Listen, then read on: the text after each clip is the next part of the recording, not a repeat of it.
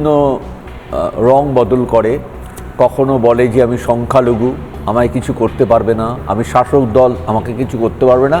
এবং আমি দেখছিলাম এই প্রাথমিক স্কুলের টিচারকে, হেডমাস্টারকে বলা হয়েছিল যে আপনাকে 24 ঘন্টার মধ্যে ট্রান্সফার করে দেবে। এই মহাপুরুষও আমার কলেজে আমার ঘর আর ইউনিয়ন ঘরের মাঝখানে দাঁড়িয়ে বলেছিল যে পার্থদাকে বলে আপনাকে ট্রান্সফার করিয়ে দেবো। ওরে বাবা, বিশাল তো পাওয়ার। হ্যাঁ, তো আমি এখনো আছি কিন্তু যে তাণ্ডব করছে, রেগুলার কলেজে যাওয়াটা অসম্ভব হয়ে পড়ছে। বিষয় হচ্ছে যে আজকে সরস্বতী পুজো, দুটো কলেজের সরস্বতী পুজো হয়। ডে কলেজে যেখানে পুজো হয় সেখানে যেহেতু মেজর রিপেয়ারিংয়ের কাজ হচ্ছে, তাই ওখানে করা সম্ভব নয়, একটু পিছিয়ে করতে হচ্ছে।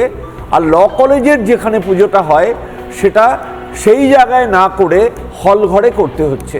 তাহলে হল ঘরে যাওয়ার জন্য যে প্যাসেজটা দরকার সেটা বন্ধ করে এমনভাবে করা হচ্ছে যাতে ঠাকুর না নিয়ে যাওয়া যায়, অর্থাৎ একটা বাধা তৈরি করা।